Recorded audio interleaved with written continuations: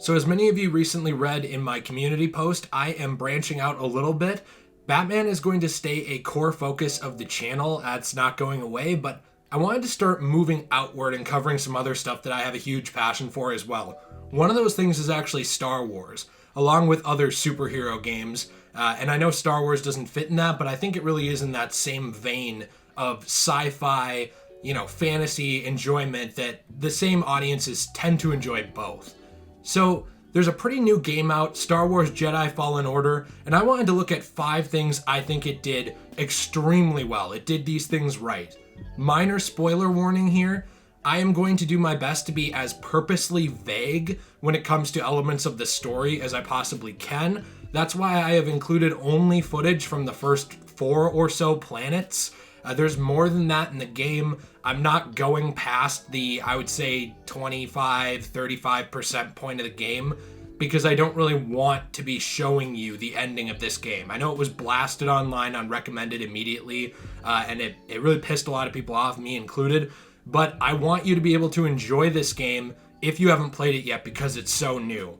But again, minor spoiler warning. We're going to be looking at some of the planets you go to, certain key elements about the characters, and sort of the beginning 30-ish% of the game and what the synopsis, I guess, sort of is for that portion. So there are going to be some plot things there. So the first thing that I think this game did just incredibly well is the visuals. I know that's something that's really easy to say about any game that's pretty. Wow, this game is pretty. It shows up in a lot of online reviews. Nobody ever goes into detail about what that means really, but there are just so many things that are incredible looking about this game. And so many different ways that they handle things that other games have done in the past with visuals, but this game purposely sort of, I don't want to say turns it on its head, but cranks it up to like 11 out of 10. And one thing that this game does so well, other than just being pretty with the visuals, is the lighting system. This is something that I think a lot of games have been trying to get right for the last decade. Some really have, honestly. Some games have just totally mastered this, but a lot haven't. And this game does borrow a lot of things from Dark Souls-y games, and I'm going to be talking about that in a bit, but one thing it borrowed and did really right with visuals is the lighting of dark areas.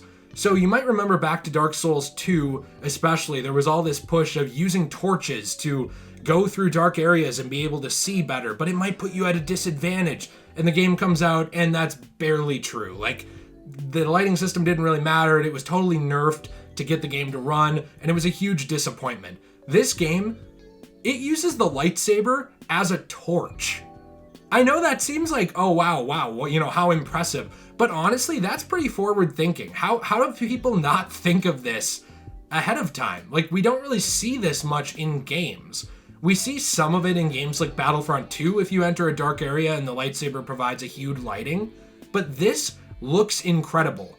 When the main character Cal walks into a dark area, you have the option to lift your lightsaber in the air and use it as a torch. I don't even have anything else to say about that other than I was impressed at the idea and wondering why we don't see that more often.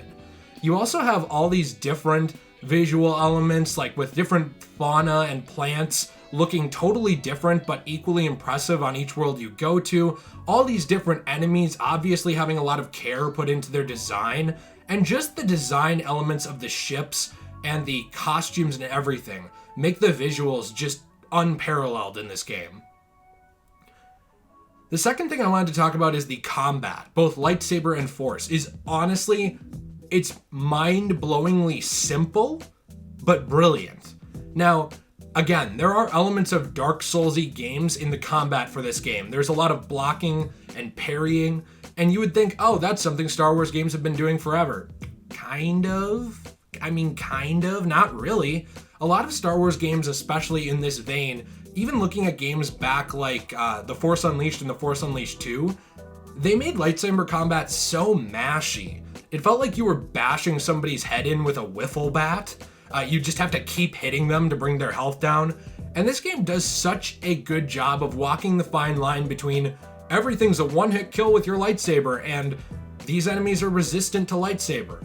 And in Star Wars canon, there are creatures that just don't die from one lightsaber hit. That is a thing.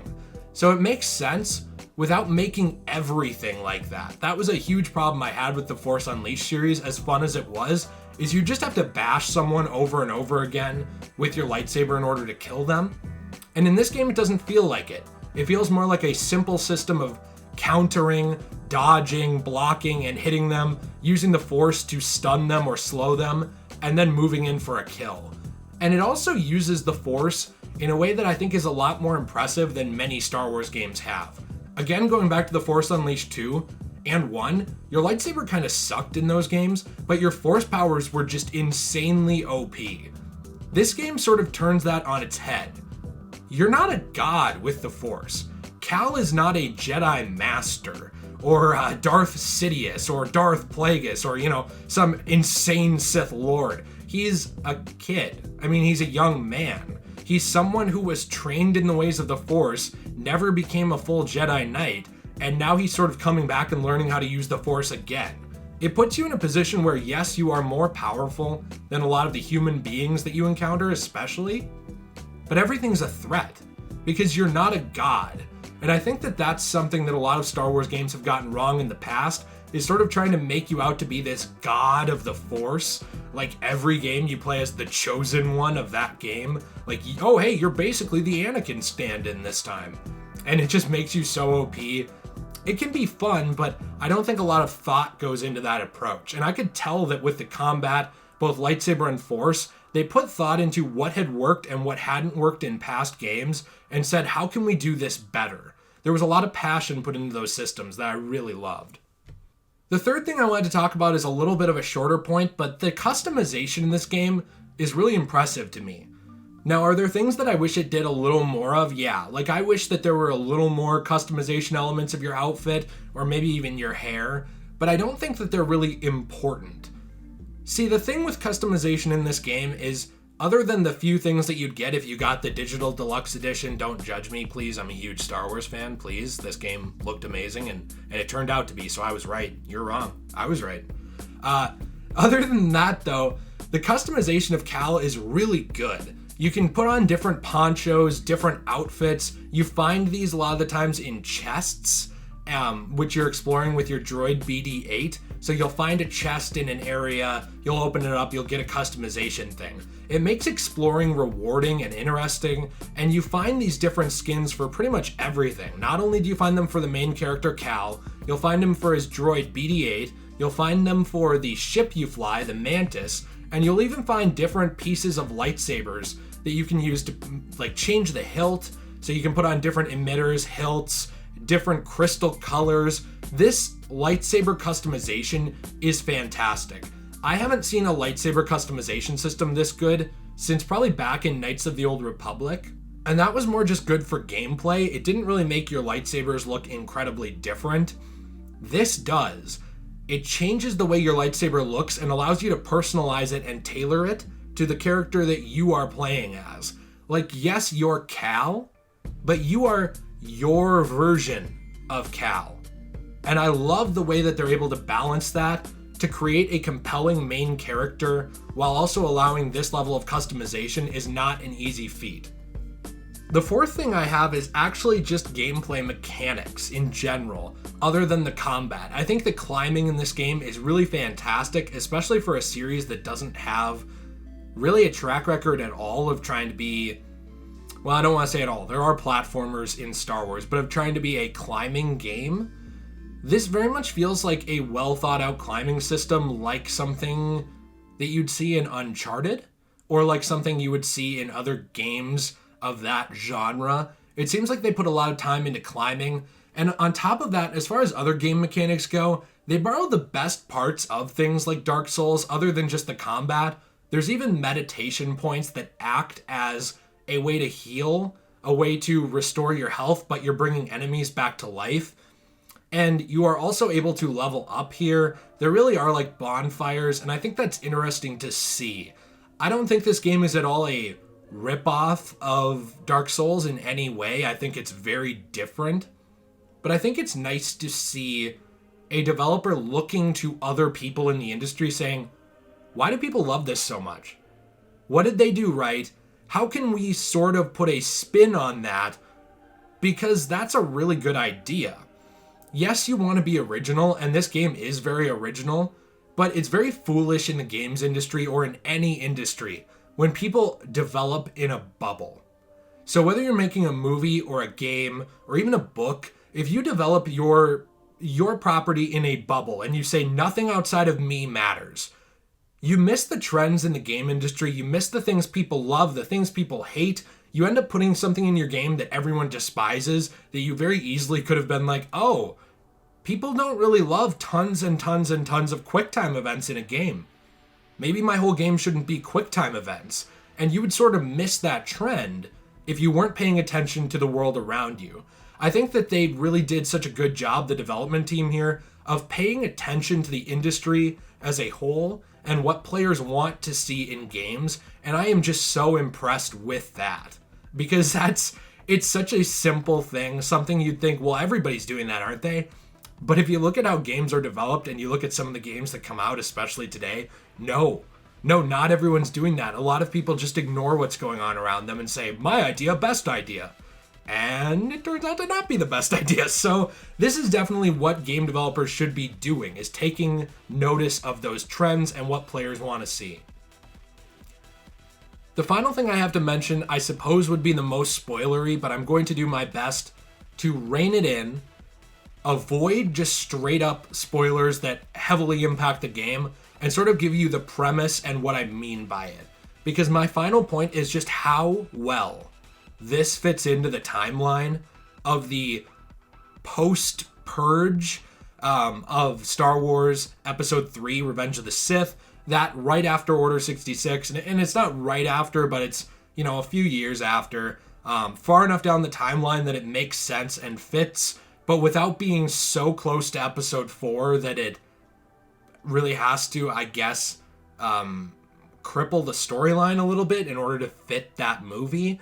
I think that's something, and everybody seemed to generally like Rogue One. I've noticed opinions go back and forth on it. That is something I noticed people complaining about, though, with Rogue One, was this relies too much on A New Hope.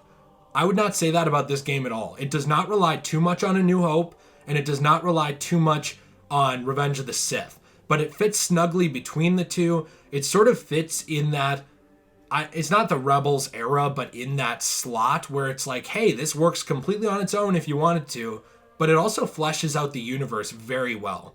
Because Cal, obviously, is someone who survived Order 66, but he didn't fully develop as a Jedi before doing so. So, to be able to play as a character like this is interesting. It's a little bit like Kanan, I suppose, from Star Wars Rebels, but there's a lot of unique twists to it.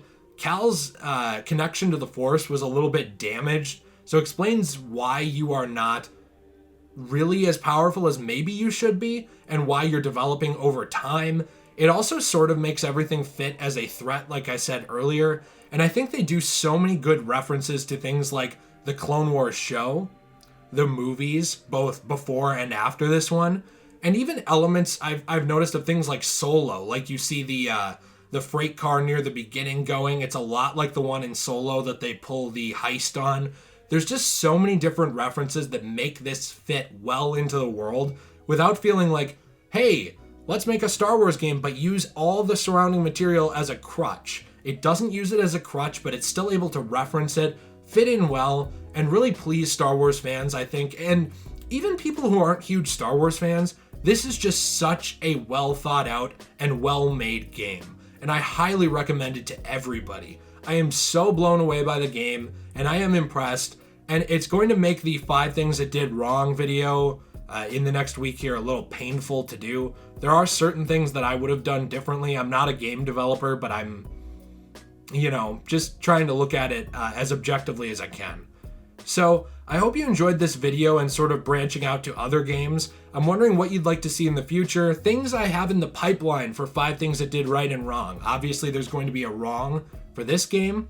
I also have the Telltale Batman games in the pipeline, the Spider-Man PS4 Marvel Spider-Man game, and I'm even looking at doing things with the Infamous series. So I want to know what you want to see, and I appreciate you all watching this video.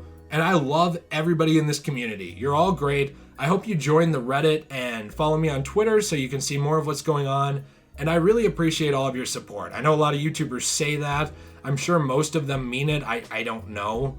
But honestly, I'm kind of at a loss for words for how much support the channel's gotten the past couple months. It's very humbling. My opinion is not worth any more than anybody else's, so the fact that anyone cares what I think is just very humbling and incredible, and I don't know what else to say about it. So thank you, honestly, from the bottom of my heart. Thanks for actually caring about what I think. Thank you. And I hope you have a great day, and I'll see you in the next one.